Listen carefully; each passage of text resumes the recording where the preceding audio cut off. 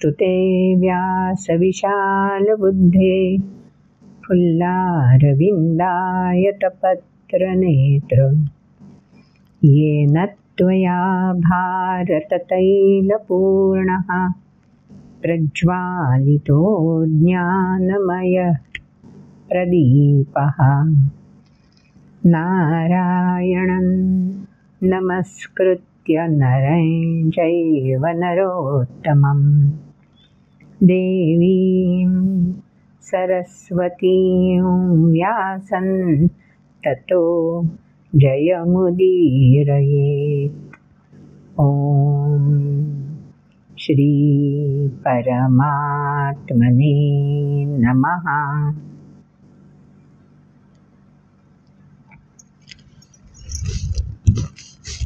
नववा अध्याय हा कळसाध्याय म्हणतो आपण। जे म्हणून रहस्य भगवंतांना अर्जुनासमोर खुलं करायचं आहे ते सगळं रहस्य भगवंतांनी या अध्यायात आणि या अध्यायाच्या आधीच्या अध्यायांमध्ये सुद्धा खुलं करून दिलेलंच आहे। या अध्यायात बरंच काही आणखीन वेगळं रहस्य भगवंतांनी उलगडून दाखवलं आहे। स्वतः भगवंत कोणकोणत्या भूमिकांमध्ये कशा प्रकारे वावरतात, का त्या भूमिका धारण करतात, हे सगळं रहस्य आधीच्या श्लोकांमध्ये आपण ऐकलंच आहे। आता आणखीन पुढे भगवंत काय सांगणार आहेत, कशा पद्धतीने अर्जुनाला आणखी प्रेरित करणार आहेत, श्रेयाच्या दिशेने वाटचाल करायला अर्जुनाला ठामपणे कशा प्रकारे तयार करणार आहेत ते पुढच्या श्लोकांमध्ये आपल्याला कळणारच आहे। मागच्या श्लोकांमध्ये आठवत आहे ना, मागच्या व्हिडिओमध्ये आपण शेवटच्या श्लोकात असं लक्षात घेतलं होतं, अहम हि सर्व यज्ञानां भोक्ता च प्रभुरेवच। म्हणजे भूमिका तर सगळ्या सांगितल्याच आणि त्याच्यामध्ये हा शेवटचा श्लोक आपण ऐकला होता की यज्ञांचा भोक्ता पण मीच आहे। म्हणजे बघा, वेदांमध्ये यज्ञ संकल्पना मांडलेली आहे। आपण अनेक प्रकारचे यज्ञ आधीच्या अध्यायांमध्ये समजून पण घेतलेत। मग हे यज्ञ ज्याच्या प्रती रुजू करायचे आहेत, ज्या उद्देशाने रुजू करायचे आहेत, त्याविषयी आता भगवंत सांगून टाकतात की अहम ही सर्व यज्ञानां भोक्ता। ज्या ज्या हेतूनी, ज्या ज्या विचारांनी प्रेरित होऊन यज्ञ केला जातो ते सगळं देण्यासाठी, फलित म्हणून प्राप्त व्हावं यासाठी रुजू कोण करून घेतं? अहम ही भोक्ता असं भगवंतांनी म्हटलेलं आहे। म्हणजे प्रामाणिकपणे जे म्हणून आपण रुजू करू यज्ञस्वरूप समर्पित वृत्तीने, त्या सगळ्याचा भोक्ता मी आहे असं सांगितलं आहे। आता मी आहे म्हणजे नेमकं काय? असा कुठे परमात्मा मी म्हणून तुमच्या आमच्यासारखा व्यक्त आहे का? नाही ना, तो तर अव्यक्तच आहे। आणि मग तरीही भोगता कसा? जेव्हा जेव्हा भगवंतांनी अवतार धारण केले, चौथ्या अध्यायात आपण तेही लक्षात घेतलं, अवतार धारण केले त्यावेळेला ते मानुषीं तनुमाश्रितम, मानवी देहामध्ये किंवा अन्य वेगवेगळे अवतार आपल्याला माहिती आहेत, मत्स्य कूर्म वराह वगैरे वेगवेगळ्या व्यक्त रूपामध्ये ते अवतरित झालेले आहेत। आणि अवतरित झाल्यानंतर जे कार्य करण्यासाठी ज्या ज्या उद्देशाने तनुम आश्रितम देहाचा आश्रय घेतलाय ते कार्य संपन्न झाल्यावर अवतार समाप्ती झालेली आहे। म्हणजे प्रत्येकाला काही उद्देशाने अवतार म्हणजे व्यक्तरूप प्राप्त होत असतं। भगवंतांनी ते स्पष्ट करून सांगितलंय की सर्वसामान्य व्यक्तीला म्हणजे तुम्हा आम्हाला सुद्धा अशा प्रकारे काही दायित्व निभावण्यासाठी व्यक्तरूप प्राप्त झालेलं आहे। म्हणजे प्रत्येकाचं असं काहीतरी यज्ञानां भोक्ता हे रूप आहेच ना, त्यामुळे प्रत्येक जणच भोक्ता आहे, स्वामी आहे। पण हे ज्यांना जाणता येत नाही, कसं जाणायचंय? तत्वतः जाणायचंय। तत्व कोणतं असतं नेमकं? तत्व आता समजा बघा, मीठ खारट आहे, युनिव्हर्सल ट्रूथ आहे। जगाच्या पाठीवर कुठेही मीठ गोड असतं, तिखट असतं? नाही ना।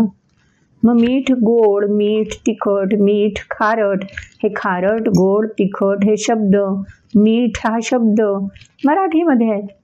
हिंदीमध्ये याचे समानार्थी वेगळे शब्द, इंग्लिशमध्ये वेगळे शब्द. जगाच्या पाठीवर जेवढ्या भाषा आहेत तेवढ्या भाषांमध्ये शब्द वेगवेगळे आहेत.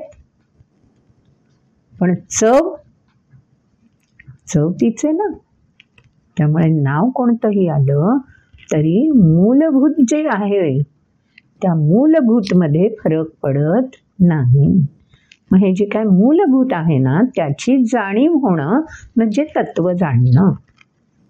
त्यामुळे मिठाचा खारटपणा, हा जो खारटपणा आहे ना हे तत्व, ते असं प्रत्येक व्यक्ताच्या बाबतीत आहेच ना. ज्या वृत्ती आहेत त्या तत्व म्हणून स्थापित झालेल्या आहेत आणि संपूर्ण सृष्टीमध्ये जगाच्या पाठीवर कुठेही त्या त्याचप्रमाणे व्यक्त होतात, त्याचप्रमाणे जाणल्या जातात. आता तत्व म्हणजे काय कळलं असेल. म्हणून आधीच्या श्लोकात म्हटलं तत्वेनातश्च वंतिते. हे तत्व नाही कळलं ना, ही वृत्ती नाही ना ओळखता आली की च्या वंती, अधोगती होत राहते व्यक्तीची. असं मागच्या भागामध्ये आपण लक्षात घेतलंय. आता आज पुढे आणखीन भगवंत कोणतं रहस्य उलगडून दाखवणार आहेत, काय अर्जुनाला आणखीन समृद्ध करणार आहेत, कशा प्रकारे ते जाणायचं असेल तर पुढचे श्लोक आपल्याला ऐकायला हवेत ना. ऐकूया मग पुढचे श्लोक. यान्ति देवव्रता देवान् पितॄन्यान्ति पितृव्रताः भूतानि यान्ति भूतेज्या यान्ति मद्याजिनोऽपिमम् पत्रं पुष्पं फलं तोयं यो मे भक्त्या प्रयच्छति तदहं भक्त्युपहृतमश्नामि प्रयतात्मनः. यत् करोषि यदश्नासि यज्जुहोषि ददासि यत् तपस्यसि कौन्तेय तत् कुरुष्व मदर्पणम्. श्लोक ऐकलेत ना. त्याच्यामध्ये देवव्रता, पितॄन्यान्ति पितृव्रताः असे 2 शब्द पहिल्याच ओळीत आहेत. देवव्रताः पितृव्रताः म्हणजे नेमकं काय ते आपल्याला उलगडलं पाहिजे. त्याच्या सुरुवातीला काय म्हटलं, यान्ति देवव्रता देवान, म्हणजे देवाच्या प्राप्तीसाठी ज्यांनी व्रत सातत्याने प्रयत्न ठेवलेले आहेत त्यांना प्राप्ती कोणाची होणार आहे, देवांची. यान्ति, देवाची संकल्पना त्यांना उलगडली जाणार. समजा आता बघा, मला गणितातल्या काही मूलभूत संकल्पना समजून घ्यायच्या आहेत. अगदी छोट्या मुलांना बेरीज म्हणजे काय, वजाबाकी म्हणजे काय नाही ना कळत. मग बेरीज ही संकल्पना मला समजून घ्यायची असेल तर त्यावेळी मी फक्त बेरीज या संकल्पनेशी जोडलेली राहणार ना. मग मी त्यावेळी वजाबाकी, गुणाकार, भागाकार वगैरे इकडे नाही फिरणार. तसं यान्ति देवव्रता देवान, ज्यांना फक्त देवाला जाणून घ्यायचं आहे, देव ही संकल्पना काय आहे त्यासाठी जे प्रयत्नशील आहेत, तपस्या करतायत, साधना करतायत, चिंतन मनन करतायत, अनुभवी व्यक्तींकडून जाणून घ्यायचा प्रयत्न करतायत, असे जे आहेत त्यांना प्राप्ती कशाची होईल बरं. मी जर बेरीज म्हणजे काय समजून घ्यायचा प्रयत्न केला तर मला बेरीज म्हणजे काय उलगडेल. तसं मी जर देव म्हणजे काय ही संकल्पना समजून घ्यायचा प्रयत्न केला तर मी त्याच्याच प्रती यान्ति, म्हणजे मला ती जाणीव समृद्ध करता येईल. तसंच पितॄन् यान्ति पितृव्रताः. मग पितॄन् ही काय संकल्पना आहे ती जर मला जाणून घ्यायची असेल तर मला त्यासाठी तपस्या करायला हवी. देव संकल्पना, पितृसंकल्पना ह्या वेगवेगळ्या आहेत. आधीच्या अध्यायांमध्ये हे शब्द येऊन गेलेत आणि त्या वेळेला आपण त्याच्या संदर्भात बोललेले पण आहोतच. विसरला असला तर शोधून बघा आधीचे एपिसोड्स, म्हणजे लक्षात येईल. म्हणून ज्यांना पितॄन् ह्या संकल्पनेविषयी समजून घ्यायचं आहे ते पितृव्रताः होणार. हे तर लक्षात आलं आपल्या. आता पुढच्या ओळीमध्ये मात्र असं व्रता हा शब्द नाही वापरलाय. पुढच्या ओळीमध्ये काय म्हटलंय, भूतानि यान्ति भूतेज्या.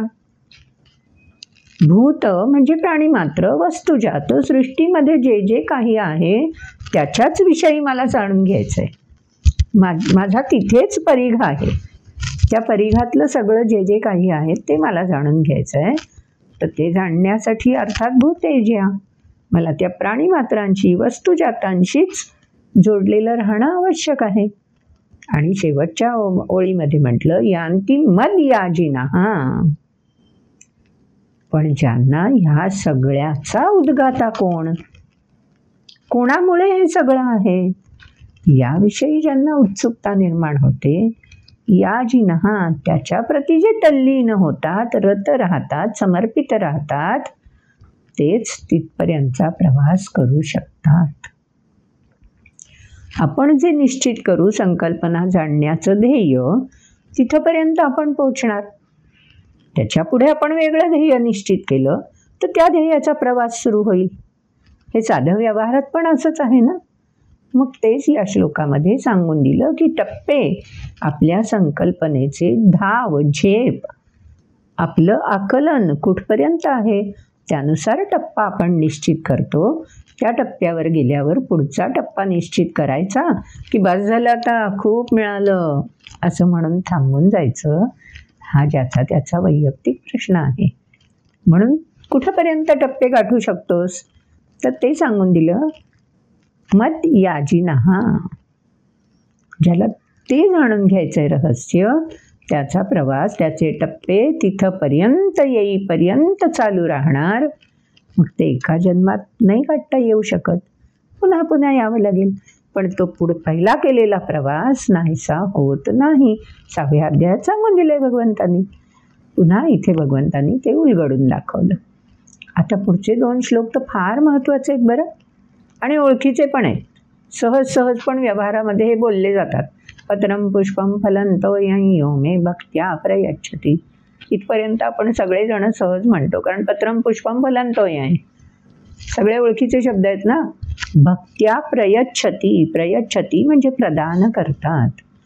पण प्रदान कसं करायचं आहे? माझ्या परडीत मी फिरायला गेली आहे सकाळी, आणि फिरायला जाताना मी रुमाल म्हणा, परडी म्हणा, काही जवळ ठेवलं आहे, आणि रस्त्याने जाताना कुंपणावर फुलझाडं लागलेली असतात अनेकांची, छान त्याच्यावर फुलं उमललेली दिसत आहेत. नाहीतरी ती त्यांच्या बागेतलं नाही आहे, रस्त्याकडे आलेली आहे ती फांदी, त्याच्यावर फुलं आहेत. मग रस्त्याकडे जी फांदी आलेली त्याच्यावरची फुलं मी घेतली तोडून, म्हणून कुठे बिघडलं? मग मी ती फुलं माझ्या परडीत घेते, रुमालात घेते, ठेवून घेते. पत्रम, आता हां सोमवार आहे, मग सोमवारी मला बेल व्हायचा आहे. मग मला बेल तर जवळपास नाही कुठे उपलब्ध. मग आपण काय करतो, वाटा घेऊन कोण बसलेलं असेल विकायला त्याच्याकडून विकत घेतो, बेल वाहतो शंकराला. पत्रम पुष्पम फलं तोय, फळं आपलं अर्पण करतो. तोय म्हणजे जल, संततधार जलाची धरतो आपण कितीतरी वेळा अर्पण करायला. इतका मर्यादित शब्द असेल का हो, की हे तर आपण सहजपणे करतो. आणि हल्ली विज्ञानाधिष्ठित व्यक्ती, हो केवढं पाणी वाया घालवता तुम्ही असं अभिषेक करून, संततधार धरून. कोणी दुग्धाभिषेक, केवढं दूध वाया घालवता, इथे मिळत नाही, छोटी बाळं उपाशी असतात, दूध नाही मिळत, असं बोलणारेही काही असतात. म्हणून भगवंतांनी सांगून दिलं आहे, ह्या भक्त्या प्रयच्छति, भक्तियुक्त अंतःकरणाने प्रयच्छति, प्रदान करायचं आहे.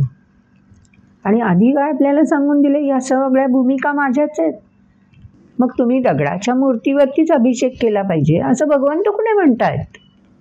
तुम्ही आम्ही ठरवतो की अभिषेक कुठे करायचा. त्यामुळे त्याच्यावरून रण माजण्याचा किंवा वाद उत्पन्न होण्याचा कारणच नाही आहे. कारण भक्त्या, खुलभर दुधाची कहाणी आपल्या सगळ्यांना माहिती असेल. आजच्या पिढीत कहाण्या वाचणं, त्याचं मर्म समजून घेणं फारच कमी झालं आहे. पण कधीतरी कोणाकडून तरी ही कहाणी नक्की समजून घ्या. खुलभर दुधाची कहाणी. एक गाव होतं, गोष्ट म्हणून ऐकायला काहीच हरकत नाही, छोटीशी ऐकून घेऊया. एक गाव होतं आणि त्या गावामध्ये असंच दुष्काळ पडला. दुष्काळ पडल्यावरती काय करायचं? सर्वसाधारण समज असा की देवसुद्धा उपाशी असतात. हो, देवसुद्धा तहानेलेले असतात दुष्काळी म्हटल्यावर. मग काय करायचं? जे आपल्याकडे आहे ते अर्पण करायचं. कोणाला? देवाला. देव कुठे आहे? देव तर अंतर्मनात पण आहेच आहे, पण व्यक्तरूपाने कुठे आहे? मूर्तीमध्ये आहे. कारण तिथे प्राणप्रतिष्ठा झालेली आहे ना, प्राणप्रतिष्ठा स्थापित. मग तेही देव उपाशीच असणार ना, त्याही देवांना गरज आहे. मग आपण काय करतो? त्या देवांना अभिषेक करतो. मग तसं गावात सगळ्यांनी ठरवलं एकत्र येऊन की उद्या आपण देवाला अभिषेक करूया. जे ज्याच्याकडे असेल थोडं थोडं दूध घेऊन यायचं आणि अभिषेक करायचा. खुलभर दुधाची कहाणी आहे ना, खुलभर पाण्याची पण होऊ शकते हो. पाणी म्हणा, दूध म्हणा, फरक काहीच नाही पडत आहे. मग काय केलं, प्रत्येकाने आपापल्या घरचं दूध, कोणी लोट्यामध्ये, कोणी भांड्यामध्ये, जे ज्याला वाटीमध्ये, ज्याला जे शक्य होतं तसं ते घेऊन आले आणि मंदिरामध्ये देवाला अभिषेक केला. भक्त्या प्रयच्छती. श्रद्धा ही की देवांचं पोट भरलं की ते आम्हाला 3ऱ्या अध्यायात आहे ना, इष्टान भोगांनी वो देवा दास्यन्ते यज्ञभावी तैर्दत्तान प्रदायैभ्यो यो भूतेच ते नैवचा. दिल्याशिवाय मिळेल कसं हो, पेरणी करायला हवी ना, तर एका दाण्याचे 100 दाणे मिळतील. तसं प्रत्येकाने आपापल्या घरचं दूध मंदिरामध्ये आणलं आणि श्रद्धेने देवाला अर्पण केलं की तुझी तहान भूक शमली की निश्चितपणे तूच आमची तहान भूक शमवणारा आहेस. कारण सृष्टीची तहान भूक शमवायची छोटी गोष्ट नाही आहे ना. आम्हाला एवढ्याच्या मूर्तीवर अभिषेक करायचा आहे हो, त्याला संपूर्ण सृष्टीचा सोहळा करायचा आहे. मग द्यायचं आपण एवढंच आणि मागायचा कोहळा आहे ना. असंच एका आजीने मात्र काय केलं, त्या दिवशी सगळ्यांनी आपापल्या घरचं, अरे आजच्या दिवस नाही आपल्या मुलांना मिळालं दूध तरी हरकत नाही, आज मंदिरातच सगळं दूध व्हायचं आहे, अभिषेक करायला न्यायचं आहे, असं म्हणून नेलं होतं. पण ह्या आजीनी काय केलं, ह्या आजीनी मात्र घरामध्ये जे कोणी आहेत, ताली, लेकरं, बाळं, त्या सगळ्यांना थेंब थेंब का होईना, त्यांची गरज आहे, त्यांना मिळालं पाहिजे, चमचाभर त्या सगळ्या बाळांना दिलं, त्यांची तृप्तता केली. आणि मग जे काही शिल्लक उरलेलं होतं ते छोट्या गडूमध्ये दूध घेतलं आणि देवावर अभिषेक करायला नेलं. अभिषेक केला तिने पण देवाला आणि देवासमोर प्रार्थना करायला बसून राहिली. भक्त्या प्रयच्छती. तिने देवाला प्रार्थना केली. काय सांगितलं प्रार्थनेमध्ये, की मी घरच्यांचं भागवून मग आणलंय रे बाबा तुला दूध. मी त्यांची पोट मारून किंवा त्यांची भूक तहान मारून मी तुला नाही आणलं सगळं दूध. माझ्याकडून चूक झाली असेल तर क्षमा कर, पण माझं हे वागणं चुकलं आहे का, तूच कबूल करून घे, मान्य करून घे, असं त्या आजीबाईंनी देव्हाऱ्यात बसून सांगितलं. हल्ल्या नाहीत त्या देव्हाऱ्यातून. जर माझं वागणं योग्य असेल तर तूच त्याची साक्ष देशील. नामदेवाची गोष्ट आठवते ना आपल्याला, तशीच ही. आणि साक्ष मिळाली. हे चमत्कार नसतात बरं, हा श्रद्धेचा परिणाम असतो. जेव्हा सामूहिकरित्या एकच भावना उद्दीपित होईल, प्रदीप्त होईल आणि त्याच्या लहरी, कंपनं ही आसमंतात पसरतील, तेव्हा स्वाभाविक आहे ना त्यांची ताकद केवढी वाढेल. सूर्याच्या किरणांचा एकत्रीकरण, भिंगाचा प्रयोग माहिती आहे ना आपल्याला. भिंगातून किरण एकवटले की खालचा कागद सुद्धा जळतो ना. प्रयोग तर केलेला असणार आहे तुम्ही. तसं या गावकऱ्यांच्या सगळ्यांची श्रद्धा रुजू झाली आणि खरोखर वर्षाव झाला. मग भक्त्या प्रयच्छती. भक्तियुक्त, श्रद्धायुक्त अंतःकरणाने. काय माहिती असं तर कुठे दगडावरती घालून काय मिळणार आहे का वगैरे वगैरे म्हणणारेही असतात आणि त्यांना विज्ञाननिष्ठ वगैरे म्हटलं जातं. असं नसतं ना. पण श्रद्धा ही श्रद्धा आहे. आणि म्हणून भगवंतांनी सांगून दिलं, पत्रम पुष्पम फलं तोयं यो मे भक्त्या प्रयच्छती तदहं भक्त्युपहृत अश्नामी प्रयतात्मनः. सातत्याने, जिद्दीने असं जे जे कोणी करतील, त्यांनी जे अर्पण केलंय ना, त्या भक्तिभावामुळे, त्या श्रद्धेमुळे, त्या समर्पणामुळे उपहृत माझी भावनाही प्रदीप्त होते आणि मी प्रसन्न होऊन वरदान देतो. किती सुंदर अर्थ आहे ना. हे रहस्य आहे. अर्पण काय करायचं आहे. आपण तर म्हणतो 2 हस्तक 1 मस्तक पुरेचं आहे हो भगवंताला. हात कोणी दिलेले आहेत त्यांनीच, मस्तक कोणी दिलेलं आहे त्यांनीच. त्या मस्तकामध्ये सद्बुद्धी आहे, ती पण कोणामुळे आहे, त्याच्यामुळेच आकलन, ग्रहण, स्मृती हे सगळे मस्तिष्कामधले कक्ष जे आहेत बुद्धीमधले ते कोणामुळे आहेत? त्याच्याचमुळे आहेत ना. तिथली लयबद्ध स्पंदनं ती कोणामुळे आहेत? ती त्याच्याचमुळे आहेत ना. जेव्हा आपण 2 हस्तक 1 मस्तक म्हणतो, 2 द्वैत नको आहे, अद्वैत. कारण हात जोडायचेत, अद्वैत एकाकार व्हायचं आहे. आणि त्याच्या जोडीला ही सद्बुद्धी, विवेकबुद्धी आणि आकलन क्षमता हे सगळं एकत्रितपणे अर्पण करायचं आहे. बाकी काही नकोच असतं हो त्याला. आता या पत्रपुष्पफलतोयाचा अर्थ नेमका काय बरं? मग मी मगाशी बोलले तसं ती जाता जाता फुलं मिळाली, मी घेतली झाडावरची तोडून, ती वाहिली देवाला. ती माझ्या कष्टाची कुठे आहे? ज्याच्या दारची फुलं आहेत त्या व्यक्तीला कदाचित त्या दिवशी अनेक फुलं लागणार असतील, काम असेल काही. आपण मेहनत न घेता तयार मिळालेली फुलं घेतली आणि अर्पण केली देवाला, बरोबर? कष्ट कोणाचे? वेगळेच कोणाचे तरी. त्यांच्याप्रती आपण कृतज्ञ राहिलो, व्यक्त केली कृतज्ञता. काय कारण? रस्त्यावरची आहेत, त्याच्यावर कोणाची खाजगी मालकी थोडी आहे असा आपण विचार करतो. कलियुग आहे ना. हंस चुगेगा दाना दुमका, कौवा मोती खाएगा. का कवींनी कुठल्या तरी लिहून ठेवलंय वाणं, कलियुगात काय होणार अशी स्थिती कलियुगात येणार. आणि आपण तर आता पावली याचा प्रत्यय घेतोच आहेत. मग पत्रपुष्पफलतोय म्हणजे काय सांगायचं असेल भगवंतांना? असं थोडी ना पाणी मला आणून अर्पण कर, फळं अर्पण कर, असं का बरं सांगतील भगवंत?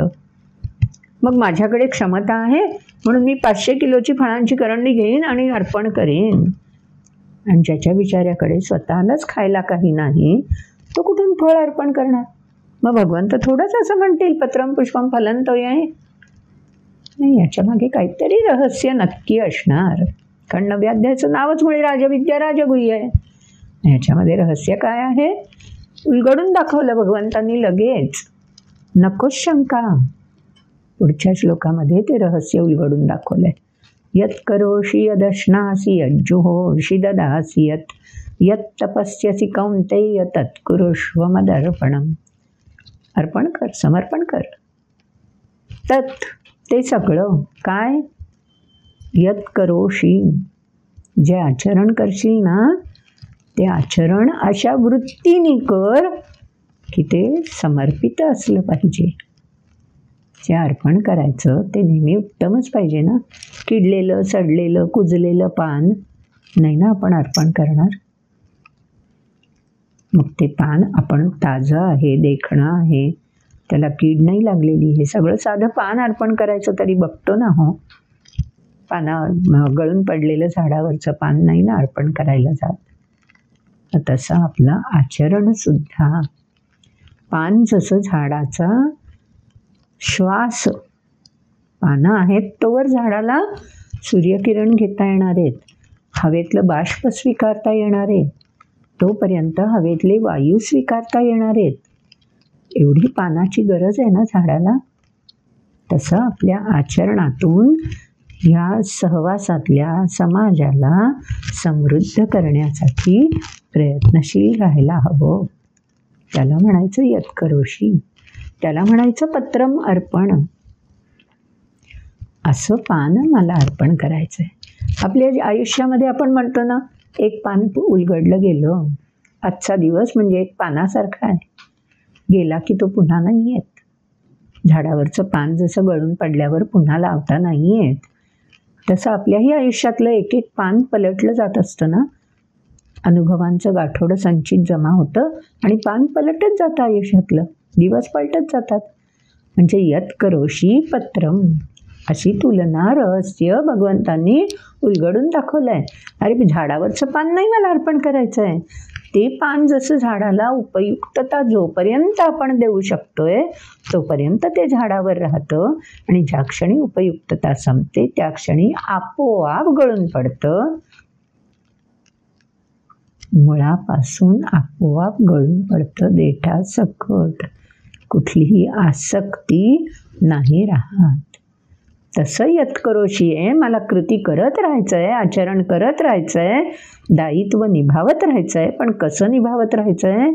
इदं न मम, ही वृत्ती परिपोषित झालेली असायला हवी, म्हणजे ते समर्पण होईल. आज समाजामध्ये अशा पद्धतीने काम करणारे पण आहेत, जगभरात आहेत. त्यामुळेच तर हे उलगडे रहस्याचे आपल्याला होऊ शकतात.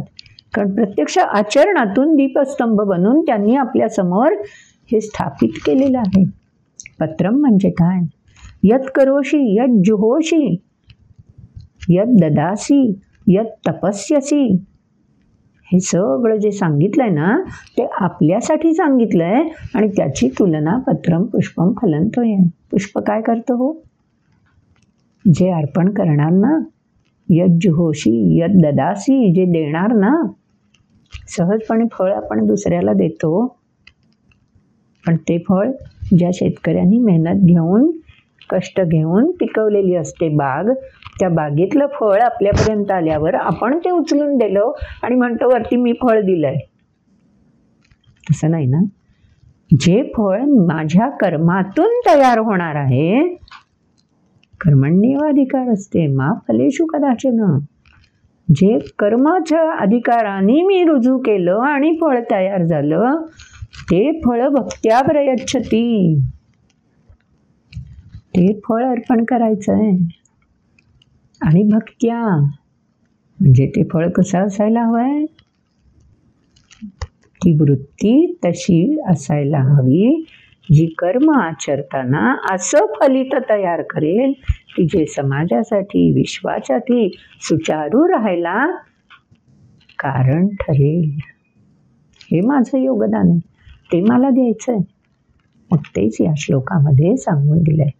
आणि तोय म्हणजे तर जीवनच हो, संपूर्ण जीवनच समर्पित करायचं आहे. म्हणून यत् तपस्येची म्हटलं आहे.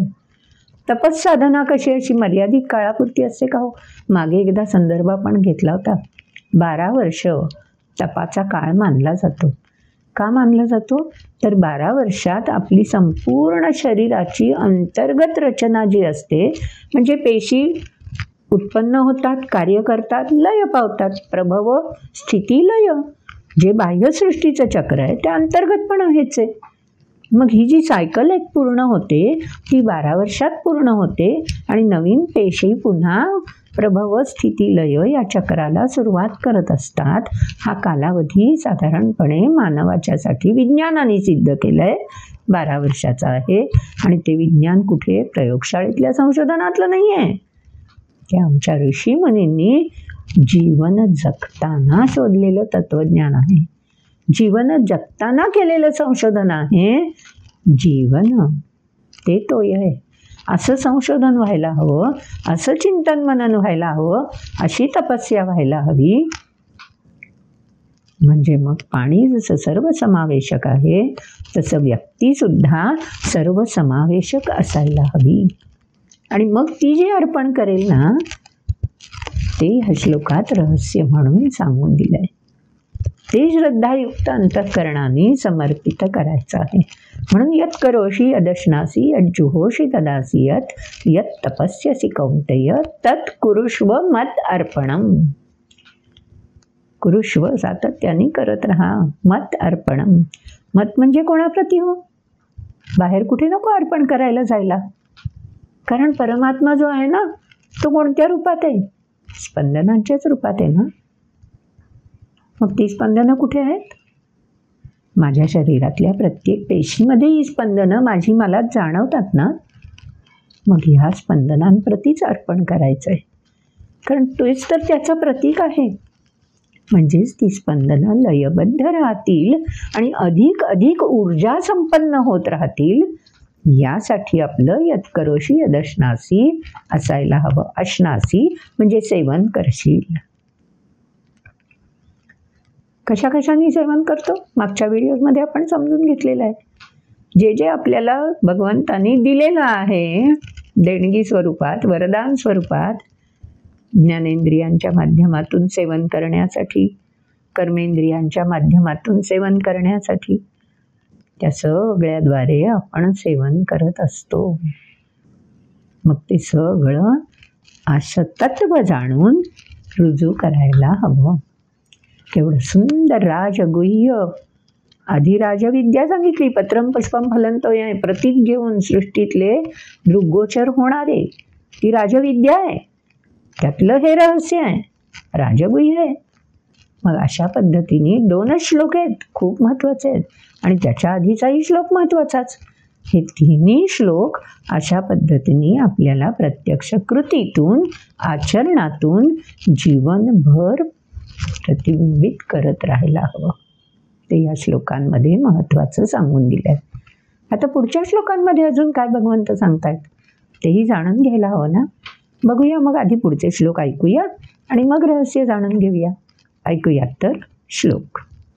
शुभाशुभफलैरेवं मोक्ष्यसे कर्मबन्धनैः संन्यासयोगयुक्तात्मा विमुक्तो मामुपैष्यसि समोऽहं सर्वभूतेषु न मे द्वेष्योऽसि न प्रियः ये भजन्ति तु मां भक्त्या मयि ते तेषु चाप्यहम् अपि चेत् सुदुराचारो भजते मामनन्यभाक् साधुरेव समन्तव्यः सम्यग् व्यवसितो हि सः क्षिप्रं भवति धर्मात्मा शश्वच्छान्तिर्निगच्छति कौन्तेय प्रतिजानीहि न मे भक्तः प्रणश्यति मां हि पार्थव्यपाश्रित्य येऽपि स्युः पापयोनयः स्त्रियो वैश्यास्तथा शूद्रास्तेऽपि यान्ति पराङ्गतिं किं पुनर्ब्राह्मणः पुण्या भक्ता राजर्षयस्तथा अनित्यमसुखल्लोकमिमं प्राप्य भजस्व माम् मन्मना भव मद्भक्तो मद्याजी मां नमस्कुरु मामे वैष्यसि युक्त्वैवमात्मानं मत्परायणः. ॐ तत्सदिति श्रीमद्भगवद्गीतासु उपनिषत्सु ब्रह्मविद्यायां योगशास्त्रे श्रीकृष्णार्जुनसंवादे राजविद्या राजगुह्ययोगो नाम 9मोऽध्यायः. पहिला श्लोक ऐकला ना आपण. शुभाशुभफलैरेवं मोक्ष्यसे कर्मबंधनैः. आपल्या सगळ्यांनाच कर्मबंधन नको असतं ना. बंधनच नको असतं, कर्मबंधन तर मुळीच नको. कारण कर्माचं बंधन वेगळं काय आहे माहिती आहे. एरवीची बंधनं असतात ना, ती झुगारून देता येतात. कधीतरी आपण बंड करू शकतो. पण कर्मबंधन असं असतं की जे आपल्याला कळतच नाही आपण कधी बंधनात अडकलो आहे. आणि ते तात्पुरतं नाही ना, ह्या जन्मात पुढल्या जन्मात अडकतच राहतो. नकोच असतं ना कर्मबंधन. मग हे बंधन टाळण्यासाठी काय करू शकतो, पुढच्या वेळी सांगून दिलं. संन्यास योगयुक्तात्मा. बस तेवढंच तर करायचं. संन्यास हे सगळं आपण आधीच्या अध्यायांमध्ये समजून घेतलंय. संन्यास योग युक्तात्मा, सातत्य तेच महत्त्वाचं सांगून दिलं की संन्यस्त वृत्ती सातत्याने रुजत राहायला हवी. त्यासाठी आधीचे श्लोक आपण लक्षात घेतले. म्हणजे मग आपोआप ही सातत्याने संन्यस्त वृत्ती आपल्यामध्ये स्थिरावेल आणि मग आपोआप विमुक्तो माम उपैष्यसि. मग गरजच नाही पडणार कुठे बाहेर शोध घेण्याची. कुठेच शोध घेण्याचा शोधच संपून जाईल. जी शोधयात्रा आपण मानवी जीवनामध्ये साध्य करू शकतो, अन्य योनींना नाही ना ते शक्य. मग मानवी जीवन त्यासाठीच तर कारणी लावून टाकूया. म्हणून पुढच्या श्लोकात भगवंतांनी सांगून दिलं, बघ बाबा, ह्या विचाराने जर का तू खरंच आचरण ठेवलंस संन्यास योग युक्तात्मा होण्यासाठी, तर काय होईल. समोहम सर्वभूतेषु न मे द्वेष्योऽसि न प्रियः ये भजन्ति तु मां भक्त्या मयि ते तेषु चाप्यहम्. सोपं आहे रे. द्यावं ते घ्यावं, घ्यावं ते द्यावं. आपण आधी घेतो, देणं दायित्व आहे. तो आधी देतो मग आपल्याला स्वीकारतो. किती सुंदर नातं आहे ना हे. आधी तो भरभरून देतो. मानवी जन्म हा भरभरून त्यानं दिल्यामुळेच तर प्राप्त झाला ना. एवढी सारी वरदानं त्याच्याप्रती जाण्यासाठी साधनं, संयोजन, साधनं त्याच्यामुळेच तर मिळाली ना. मग ती संस्करण करायला हवीत. पंचसूत्री आहे ना गीतेतली. संकल्प करायला हवा. संन्यास योग युक्तात्मा व्हायचा. आणि मग तो संकल्प केला आणि एकदा ही साधनं जी मिळालेली आहेत ती एकत्रित केली आणि संस्कारित केली सुचारूपणे, की चाललो घेऊ आपण समन्वय साधायला. मग सूत्रबद्ध राहून त्याच्या दिशेने प्रवास सुरूच होईल. आणि म्हणून मग त्यांनी सांगितले समाह अहम सर्वभूतेषु. असं जो कोणी प्रयत्न सुरू करेल ना, बस सुरुवात करणं महत्त्वाचं आहे. ती सुरुवात ज्याला करायला जमली त्याच्याविषयी मग गती कोणती का असे ना, माझ्या मनामध्ये त्याच्याबद्दल न मे द्वेष. कोणा विशिष्टाबद्दल फेवर आजच्या भाषेमध्ये असा नाहीच विषय. ज्या प्रमाणात ज्याच्या क्षमतेनुसार जी व्यक्ती प्रयत्न करत राहील त्या प्रमाणात त्या व्यक्तीला देतच राहणार आहे. तो मार्ग खुला होतच राहणार आहे.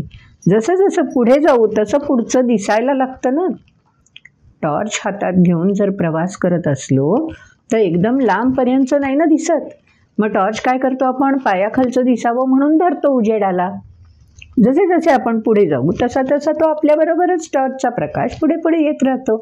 तसंच भगवंतांनी सांगून दिलं, ज्याच्या त्याच्या क्षमतेप्रमाणे ज्यानं त्यानं दृढनिश्चय संकल्पित होऊन संयोजन, संस्करण, समन्वय या टप्प्यातून प्रवास सुरू केला ना, की सिद्धी वाट बघतेच आहे. मी वाट बघतोय सगळ्यांची. मग याच्यामध्ये द्वेष कोणाबद्दल वाटू शकतो ते पुढच्या श्लोकांमध्ये भगवंतांनी सांगून दिलं, की तत्कालीन समाजामध्ये जे समज दृढ झालेले होते, अपिचेत सुदुराचारो भजते मामनन्य भाग साधुरेव समंतव्य सम्यक व्यवसितो हिसा व्यवसितः निश्चयात्मिका. हा शब्द दुसऱ्या अध्यायापासून ऐकतोय आपण. निश्चयपूर्वक. तुम्हा आम्हाला सगळ्यांना रामायणातली बाल्याकोळ्याची गोष्ट माहिती आहे. आणि आजकाल नक्षलवादी, कितीतरी आतंकवादी मनपरिवर्तन, मतपरिवर्तन होऊन शरण येत आहेतच ना. अपिचेत सुदुराचारो. नाही आधी त्यांनी आचरण उत्कृष्ट ठेवलं, नाही आधी त्यांनी आचरण समर्पित वृत्तीने केलं, हरकत नाही. पण एकदा व्यवसिता झाले, एकदा निश्चय केला आणि लक्षात आलं की आपला मार्ग भरकटलाय, सन्मार्ग दाखवणारं कोणीतरी असावं लागतं. सन्मार्गावर चालणारं कोणीतरी सान्निध्यात यावं लागतं. असं कोणीतरी सान्निध्यात आल्यावर जर त्या दिशेने मी प्रवास सुरू केला, अपिचेत सुदुराचारो, पास्ट इज पास्ट. ठीक आहे ना, तेव्हा मी आतंकवादी असेन, तेव्हा मी बंदूक उचलली असेन, पण ती बंदूक मी समाज बिघडवण्यासाठी, समाजाचं सुचारूपण नष्ट करण्यासाठी उचलली होती. आज मतपरिवर्तन, मनपरिवर्तन झालंय आणि तीच बंदूक माझ्या देशबांधवांचं रक्षणही करू शकते. या प्रतिमी व्यवसितः मी दृढ झालोय आणि आता मी ते काम करण्यासाठी स्वतःला सिद्ध करणार आहे. त्यासाठी मी प्रशिक्षण घेणार आहे. असा संकल्प करून जर एखादी व्यक्ती त्या दिशेने प्रवास करायला लागली तर भगवंत पुढे सांगू देत आहे, क्षिप्रम भवती धर्मात्मा शाश्वत शांतीन निगच्छती. अरे येऊ दे रे, क्षिप्रम भवती धर्मात्मा. धर्म म्हणजे काय आहे? आचरणाची पद्धती आहे.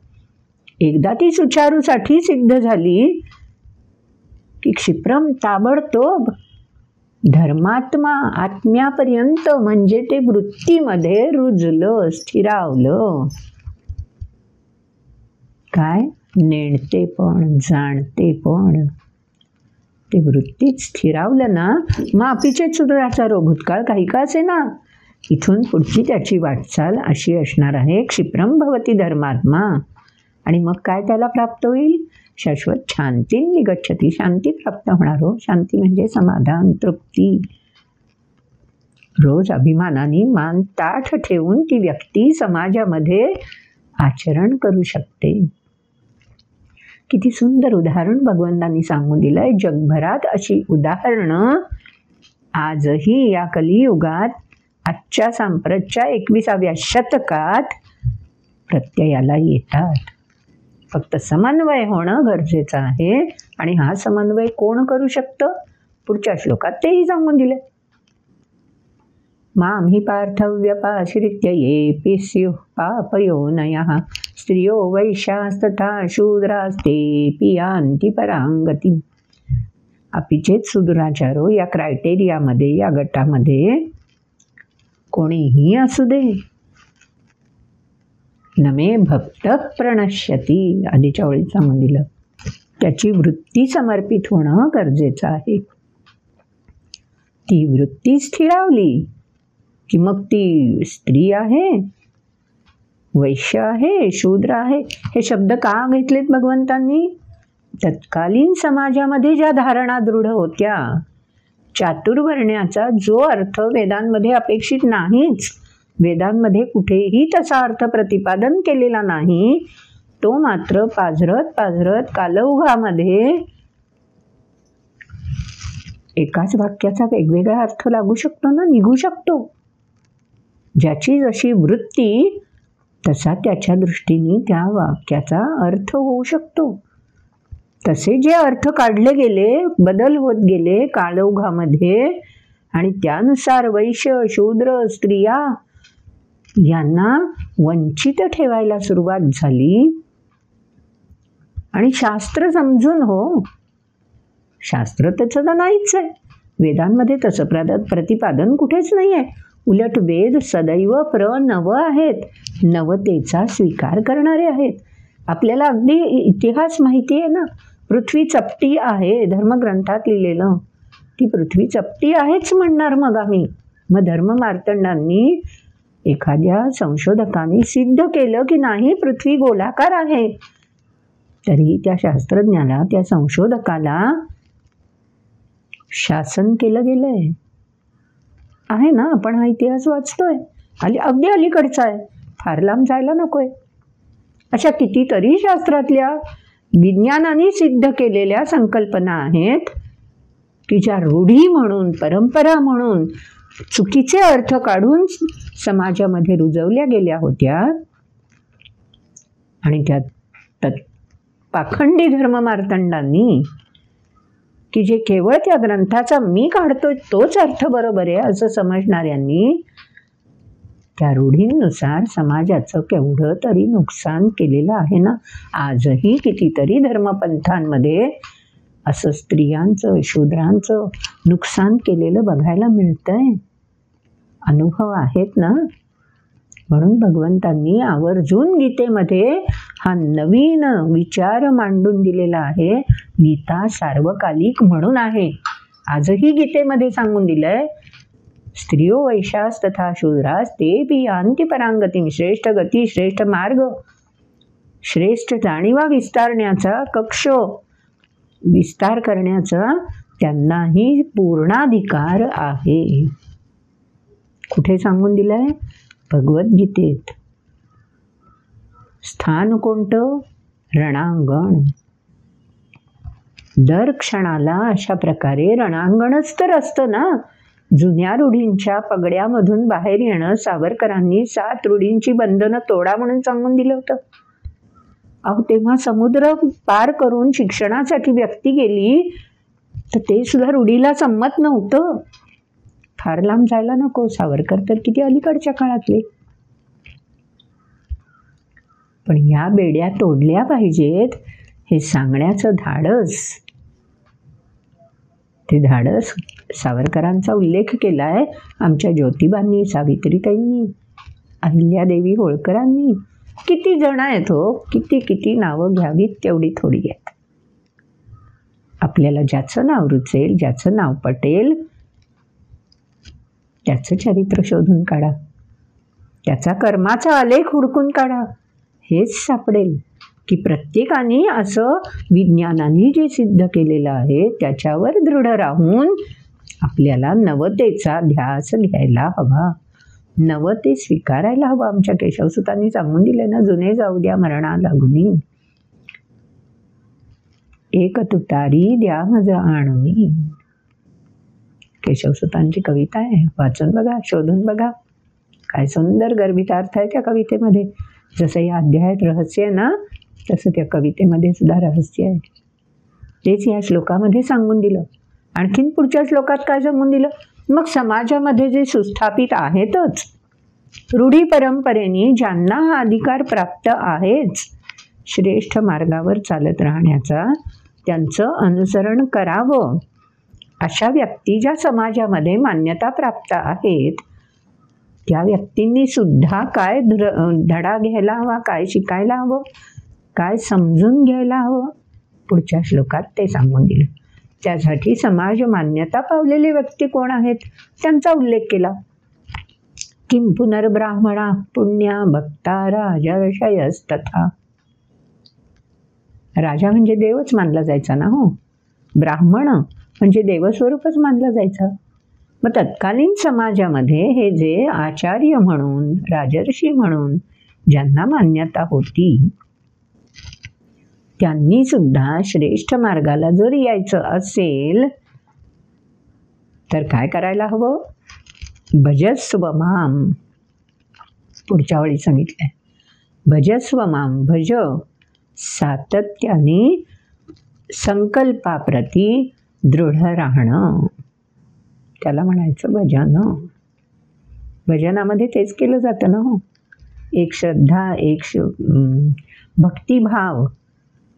गाण्याचे बोल वेगवेगळे असतील, चाली वेगवेगळ्या असतील, त्याच्यासाठी म्हणणारे पण वेगवेगळे असू शकतात, पण सगळ्यामध्ये दृढता काय? तिथंपर्यंत पोहोचायचं आहे. कुठे? परांगती. शोध माझा तो असला पाहिजे, शोध यात्रा त्या दिशेने असली पाहिजे. कोणत्या दिशेने असली पाहिजे आणि कशी असली पाहिजे? त्यासाठी धारणा कोणत्या हव्यात? अनित्यम असुख लोक. लोक म्हणजे चराचर ही सृष्टी कशी आहे? अनित्यम. अहो सृष्टी सतत फिरणारीच आहे ना, गतिमान आहे, म्हणून तर ऋतुचक्र आहे, बरोबर की नाही? म्हणजे वसंतानंतर पुढचा ऋतू येणारच आहे, ग्रीष्मानंतर वसंत येणारच आहे, शिशिराची पानगळ अनुभवायचीच आहे, आणि हे चक्र नेहमीक्रमे असणार आहे. ऋतुचक्राविषयी पण आमच्या कवींनी सुंदर सुंदर कविता रचल्या आहेत हो. तेच इथे सांगून दिलं आहे. अनित्यम असुख. इथलं सुख शाश्वत नाहीच आहे. सुख स्यादनंतरम दुःखम, दुःख स्यादनंतरम सुखम. सुभाषितच.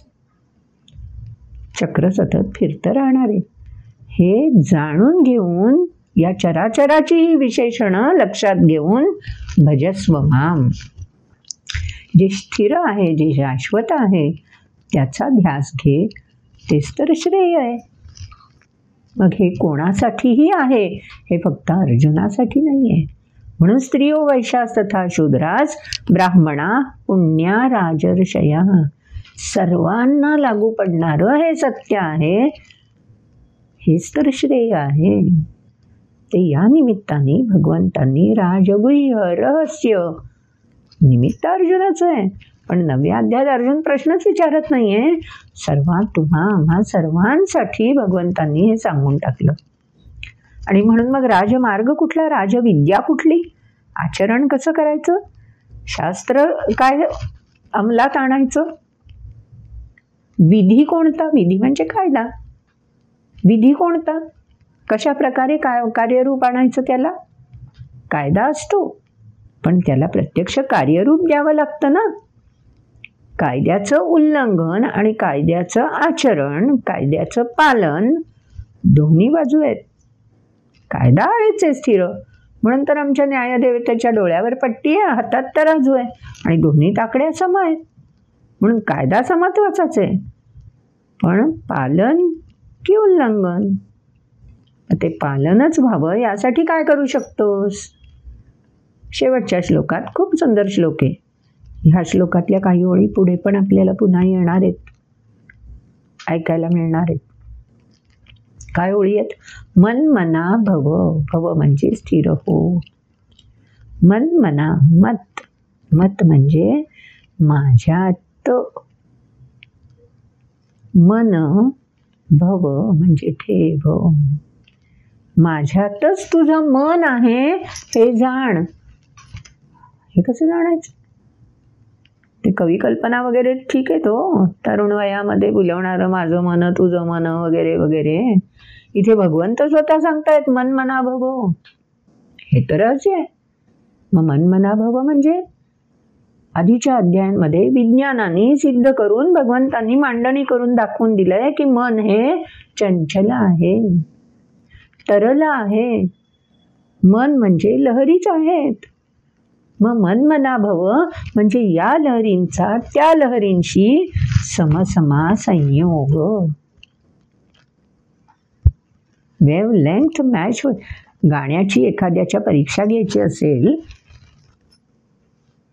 तर मूळ गायकांनी ज्या स्केलमध्ये, ज्या पट्टीपर्यंत, ज्या पद्धतीने ते गाणं म्हटलेलं आहे तिथे माझे स्वर पोहोचले पाहिजेत ना, तरच ते सामान्य ऐकणाऱ्या श्रोत्याला सुद्धा रुचतात, पटतात, स्वीकारले जातात. मग भगवंत सांगून देत आहेत मन मना भव, तुझ्या मनाच्या तरंगलहरी ज्या आहेत ना त्या मत माझ्या प्रती जोडून टाक. तसं बघ, तसा प्रयत्न कर. पुढे काय सांगून दिलं? मत भक्त हा. मगाशी भक्तीविषयी आपण सगळं बोललोच होत. तसा मत भक्त हा हो, श्रद्धाभाव दृढ ठेव. मद याजी, तेही आपण बोललो. याजी म्हणजे अर्पित करायचं आहे, अर्पण करत राहा. कुठे? मत. हे सगळं आजच्या भाषेमध्ये इलेक्ट्रॉनिक. आता AI म्हटलं जातं ना, सध्या समिट चालू आहे बघा. जगभर या AIचा डंका आहे, आर्टिफिशियल इंटेलिजन्स. आर्टिफिशियल आहे पण आहे काय? इंटेलिजन्स. शेवटी ती आर्टिफिशियलच हो, ओरिजिनल ते ओरिजिनल. म्हणून भगवंत सांगतायत की तुझ्याजवळ जे आहे ना आर्टिफिशियल आहे, तकलादू आहे, तात्पुरतं आहे, नश्वर आहे. मग ध्यास कोणता घे? ओरिजिनल. जे तकलादू आहे ते नश्वरच आहे ना, ते नष्ट होणारच आहे. मग ध्यास कोणता घेशील? जे शाश्वत आहे त्याचाच ध्यास घ्यायला हवा ना. ते कसं उलगडेल? मान नमस्कुरू, विनम्र होशील तेव्हाच त्याचा प्रत्यय मिळेल. जेव्हा नम्र आपण होतो ना तेव्हा काय घडतं माहिती आहे? आपोआप आपली स्पंदनं लयबद्धता स्वीकारतात. म्हणून नमस्कुरू, विनम्रता आवश्यक. कुरू म्हटलंय, करायचं आहे. विनम्र कशाला करायचं आहे? माझ्या चित्तवृत्तींना विनम्र करायचं आहे. अजून पुढच्या वेळी काय सांगून दिलं? असं जर का जमलं ना, पण हे जमणं क्षणिक जमतं हो, तुम्हाला पण क्षणिक जमेल. मत परायण हा होणं महत्त्वाचं आहे. आपल्याला पारायण शब्द ओळखीचा आहे, पुन्हा पुन्हा पुन्हा पुन्हा वाच. परायण म्हणजे सातत्याने हेच दृढतेने जमायला हवं. मग मामेव यशसी, मग त्या वेवलेंग्स जुळणारच, काळजीच करू नकोस रे. मग आपोआप तो परमोच्च लयबिंदू आहे ना, तो लयबिंदू प्राप्त होणारच. हे पण रहस्य भगवंतांनी उलगडून दाखवलं आहे की मन मना भव म्हणजे काय, मद भक्ता भव म्हणजे काय नेमकं. आता कळलं असेल आपल्याला ह्या रहस्यातलं. म्हणून या अध्यायाचं नाव सुद्धा काय आहे? हे रहस्य उलगडून दाखवणारा अर्थात अध्याय असणार राजविद्या. कारण विज्ञानामार्फत रहस्याकडे जायचं. आणि राजगुह्य जे रहस्य आहे ते श्रेष्ठतम आहे, याची उकल करून घ्यायची. असा हा सुंदर 9वा अध्याय, कळसाध्यायच म्हणायला हवा ना याला, तो आपण आत्ताच जाणून घेतला. आता अभिषेकला काही प्रश्न पडलेत, ते त्यांनी विचारलेत. त्याचाही थोडासा उलगडा करून बघूया. कारण तेही प्रश्न ना गुह्यच आहेत, त्याला ते रहस्यासारखेच जाणवलेत. मग आपण त्याचे प्रश्न आधी ऐकूया आणि मग त्याचा उलगडा थोडक्यात करून बघूया. ऐकूयात तर अभिषेकचे प्रश्न. कुरुक्षेत्रावर मोहित झालेले अनेक जण होते, जसे की दुर्योधन, कर्ण, धर्मराजा, धृतराष्ट्र. हे सर्वजण मोह या विकाराने ग्रस्त झाले होते. तरी गीतेचा उपदेश अर्जुनालाच करावा असे भगवंतांना का वाटले? श्रीमद भगवद्गीता जी आज आपण अभ्यासत आहोत ती कुरुक्षेत्रावर भगवंतांनी सांगितली तीच आहे का, की ती वेगळी होती? कोणी ती 5000 वर्षांपूर्वीची सांगतात, कोणी 2500 वर्षापूर्वीची सांगतात. ती नक्की केव्हा सांगितली व आपल्यापर्यंत लिहिलेली कशी आली? मी अत्यंत ग्रामीण भागातून आलो आहे. मी मावशीकडे नाशिक शहरात शिकण्यासाठी तात्पुरता आलो. तिथे न्यासाच्या वर्गात गीतेची संथा घेतली. सरांनी सांगितल्याप्रमाणे हा केवळ या महत्त्वाच्या क्षेत्रातला चंचुप्रवेश आहे. आता मी गीता अभ्यासतो आहे. माझ्या खेड्यात माझे खूप मित्र नातलग राहतात. हे ज्ञान त्यांनाही मिळावे असे वाटते. आपण हे गीता ज्ञान खेड्यापर्यंत कसे पोहोचवणार? अभिषेकनी पहिला प्रश्न विचारला आणि खूप सुंदर विचारलाय ना. हेही रहस्यच आहे, तुमच्या आमच्या मनात टिंगा घालत असणारं. कुरुक्षेत्रावर दुर्योधन होता, पितामह भीष्म होते, धर्मराजा होते, धृतराष्ट्र होते. मग ह्या सगळ्यांना का नाही गीता सांगितली? अर्जुनालाच का बरं भगवंतांनी निवडलं? खरं आहे ना? सोपं उत्तर आहे अरे याचं. भगवंतांनी दुर्योधनाला गीतेतलं तत्वज्ञान म्हणजे शाश्वत काय आहे, श्रेय काय आहे हे समजावून सांगण्याचा प्रयत्न केला होता.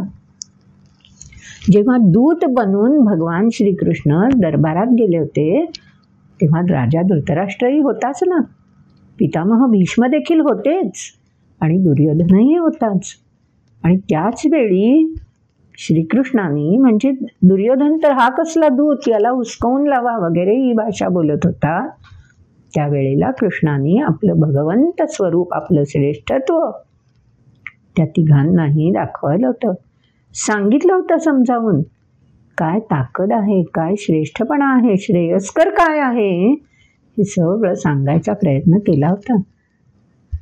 पण एकदा मोहाची पट्टी असेल ना तर आपली श्रुती आणि स्मृती आणि दृष्टी सगळं फोल ठरतं रे, नाही काम करू शकत. एरवी जे जे सृष्टीमध्ये दिसतंय ते बघायला, जे जे कानी ऐकू येतंय ते ऐकायला आणि स्मृतीमध्ये साठवायला आपण उत्सुक असतो. पण जेव्हा अशी ही मोहमयी वृत्ती ही बळकावून बसते ना श्रुतींना, दृष्टीला, स्मृतीला, त्यावेळी नाही उलगडत. पालथ्या गड्यावर पाणी बोलतो ना आपण बोलीभाषेत, तसं या सगळ्यांच्या बाबतीत घडलं. आणि धर्मराजा होता खरा रणांगणात, तेही बरोबर.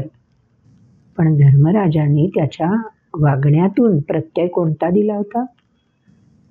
त्यानंही आपला मोह द्यूताविषयी जेव्हा विचारणा झाली होती त्यावेळी धर्मराजाला खरं तर विरोध केला होता की इंद्रप्रस्थ मिळालंय, आता राजा झालोय, सगळं स्थिर स्थावर आहे, द्यूताचा मोह नको.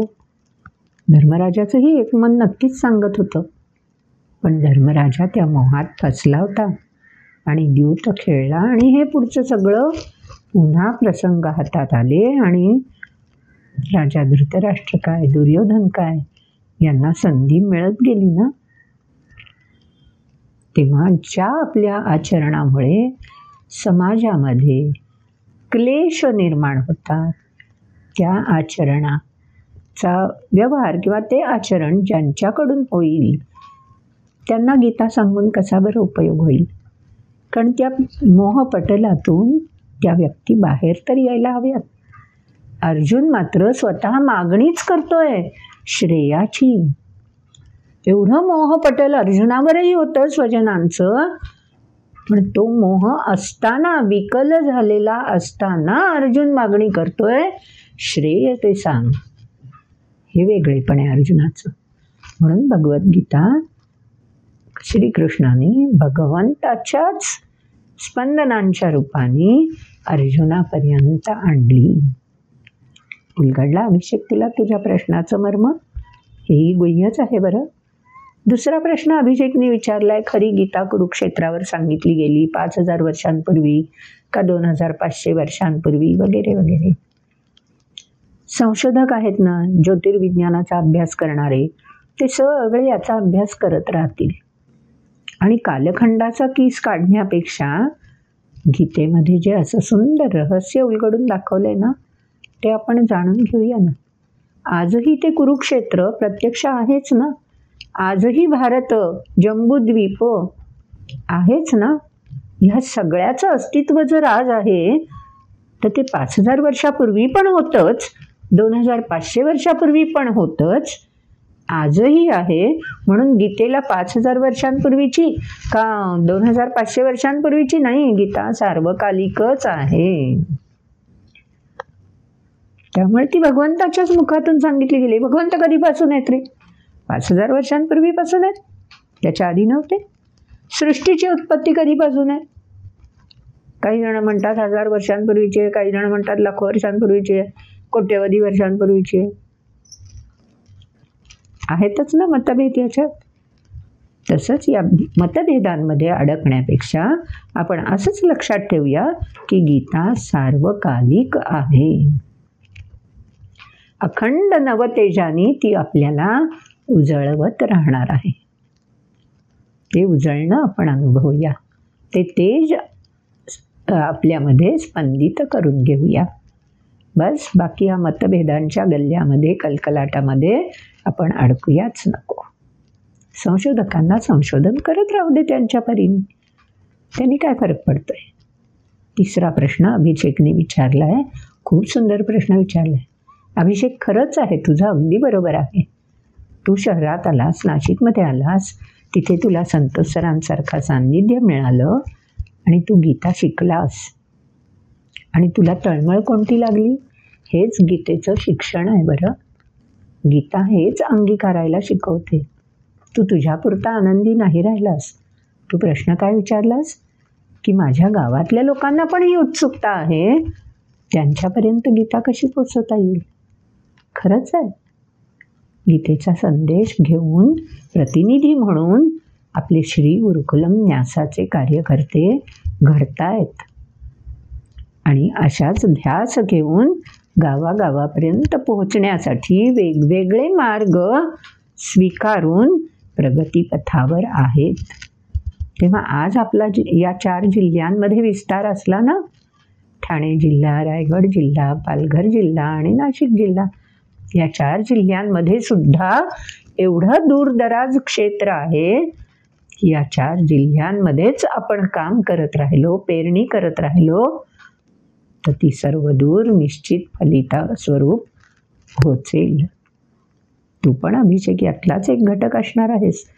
तूही श्री गुरुकुलम न्यासाचा प्रतिनिधीच असणार आहेस आणि त्यामुळे हा तुझा ध्यास हाच आपल्या सगळ्यांना गावागावांपर्यंत घेऊन जाईल आणि निश्चितपणे त्यांचीही तृष्णा, त्यांचीही गीतेविषयीची ओढ आपण तृप्त करण्याचा निश्चितपणे प्रयत्न करणार आहोत. खूप सुंदर प्रश्न अभिषेक तू विचारलेस. मला असं वाटतंय की आपली प्रगती निश्चितपणे, तेव्हा पुन्हा तू प्रश्न घेऊन येशील, प्रश्न घेऊन येण्यापेक्षा अभिप्राय घेऊन येशील की श्री गुरुकुलम न्यास मी जो प्रश्न विचारला होता कसं गावापर्यंत पोहोचणार, त्या प्रगतीपथावर आहे याची जाणीव तुला मिळेल. तेव्हा तोच ध्यास ठेवूया आणि आजचा व्हिडिओ या ठिकाणी संपन्न करूया. पुन्हा भेटत राहणार आहोतच. हा व्हिडिओ पण आवडला असेल तर जरूर लाईक करा, शेअर करा आणि हो, आजपर्यंत सबस्क्राईब करायला विसरला असलात ना तर नुसता व्हिडिओ ऐकून नाही बघणार, सबस्क्राईब केलं ना म्हणजे मग तुम्हाला बेल आयकॉन नोटिफिकेशन येत राहील, तेही क्लिक करायला हवं. बेल आयकॉन पण क्लिक करा. सबस्क्राईब केलं की पुढचे एपिसोड आपोआप मिळतील, मागचेही बघायला मिळतील. करूयात ना मग असंच. भेटूया. नमस्कार.